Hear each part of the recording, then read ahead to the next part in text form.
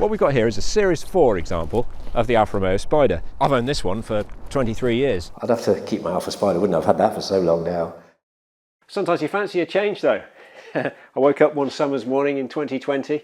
My wife started showing me pictures of S2000s and saying, why don't you get one of these? You've always wanted one. And well, she was right, I had, and now I have.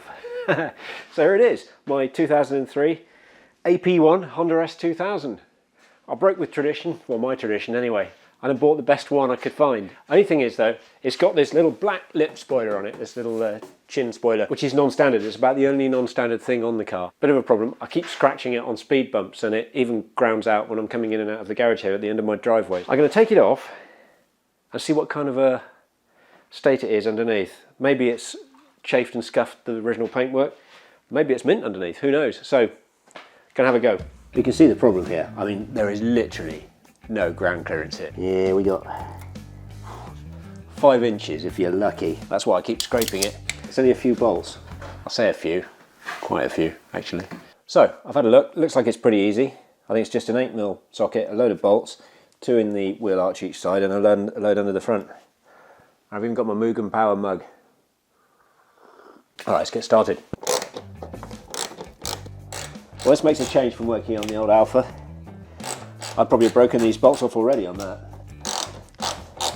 Yeah, there's a whole load of bolts. The upper bolt that secures the wheel arch piece has been replaced with a somewhat manky crosshead screw. Moment of truth. Lower it down, take a look. I think that's just some sealant, actually, weirdly. Some flies under it. They didn't clean it before they put it on, did they?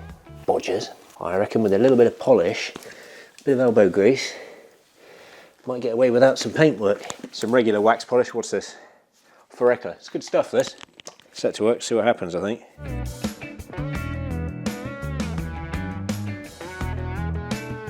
It looks quite promising. There's a couple of stone chips and there's some sort of gunge here where I think they used some sealer or something along the rim of the thing. I've noticed that the bumper needs securing. I think the 2 bolts at the end here that were holding the spoiler on actually do hold the bumper into the inner arch, so I'm going to have to put those back, or rather the 3 bolts in the 1 crosshead screw. If only all car paint was that easy to sort out. Job done, I reckon. I'll get it out in the sunlight and see what it looks like.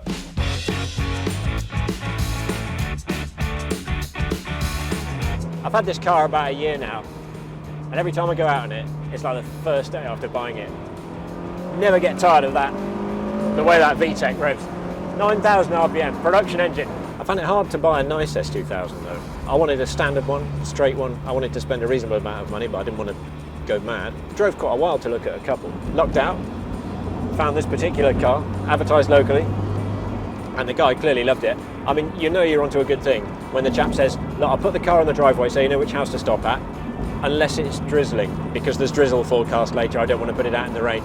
Love the car, he's only selling it because he didn't use it much, and I've used it a lot. I think it's fair to say that after any one of these, you wouldn't really want to go back to one of the older MX-5s. Just not really there.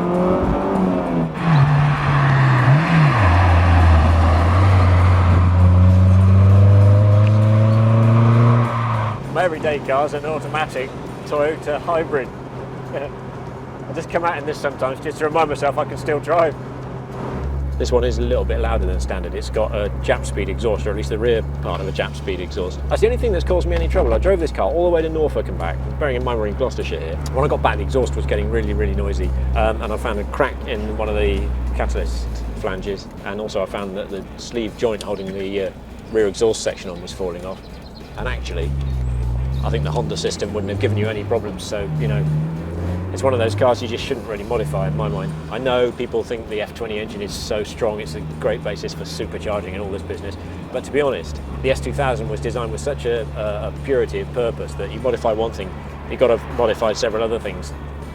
Leave it standard, and it's just perfect. Leave it as it was designed, and it really is a lovely creation.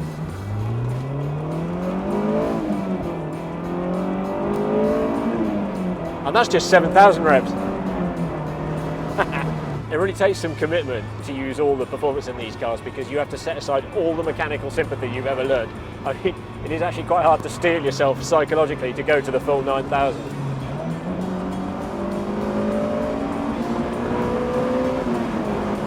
That's just 8. But it's good for it every time. It's your mind that holds you back.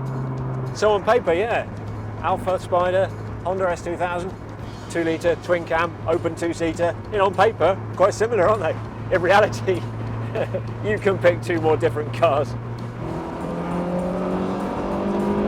Oh yes.